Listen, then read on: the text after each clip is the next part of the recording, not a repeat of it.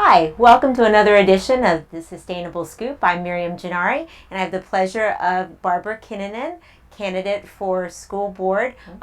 Barbara, you just won the Democratic caucus. You are the candidate that will be on the ballot in November. Yes, thank you, Miriam, very much for having me. The election was just a few weeks ago, in the middle of May.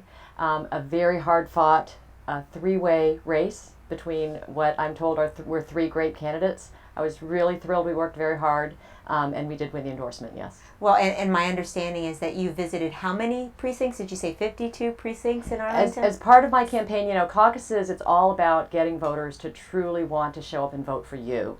And it's about building support one voter at a time. And so a big part of our campaign was going door to door and covering the entire community. It's very important to get out and speak to people all over the community. So I did talk to people in all 52 precincts in Arlington. Well, now, I'm sure that you've been approached by many people with various issues. Of course, there's always the issue of overcrowding, there's boundaries, there's the achievement gap.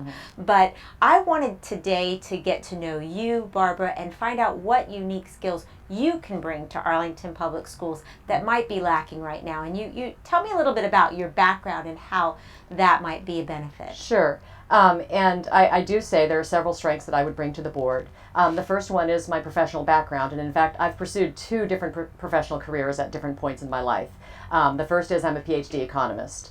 And would you believe that with Chris Zimmerman's retirement, he was an economist, but now there are no people on either board who would call themselves professional numbers people. So I think that's a very important skill to bring to the board. As you were pointing out, we have crowding issues, we have a tight budget, a lot of numbers and analysis issues going on. And then, secondly, but my other career, when my children were small, I actually took time off from my work as an economist and I wrote for children.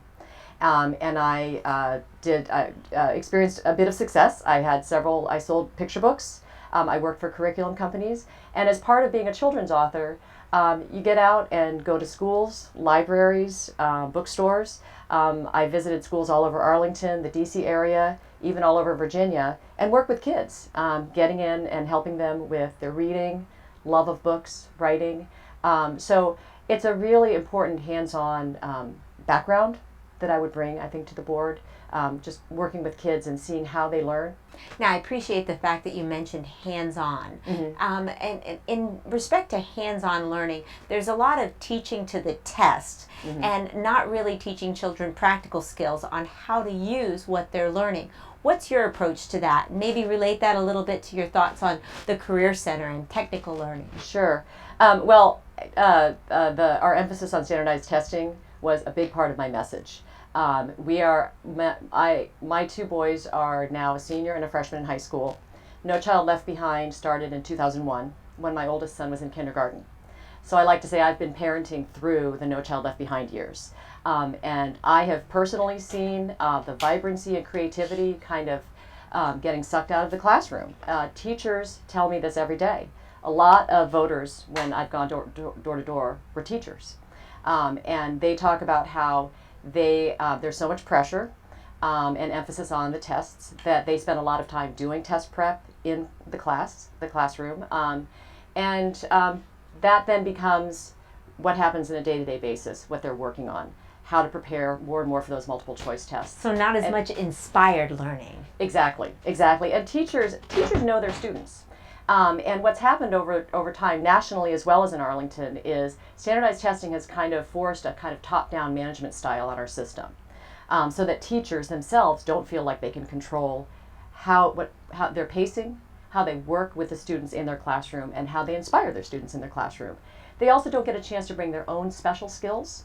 Every teacher have their own passions and things that they would like to share with the students. And we really want students to get that kind of personal feel in the classroom. So it sounds like you want to give teachers a little bit more autonomy to kind of inspire the students and stir their passions. But when we're talking about graduation rates and opportunities beyond the classroom and into a career, what are your thoughts on that? Because there's been some discussion about Career Center learning and also some of the special needs programs we have here in Arlington. Right.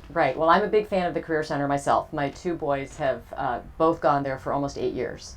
And it is a place, and many people in Arlington aren't even familiar with it. It is a place that has traditional job skills types of courses, as well as technical courses, software development, website development, things like that. I'm a big fan of all children having the opportunity to learn in a style that suits them, but also to find a path that suits them. Things like engineering, these are skills that we know there are jobs out there, and in fact, we in this country aren't producing enough young people who are ready to seek those jobs, who want to seek those jobs. So I hear you saying that that's something that you would protect, the Career Center programs. Oh, absolutely. I'm a big fan. Now, yes. before I let you go, we are going to be talking about overcrowding, and you know, that's going to come up in the campaign. What innovative ways would you redistribute space or discuss the possibilities of, more seats for more students?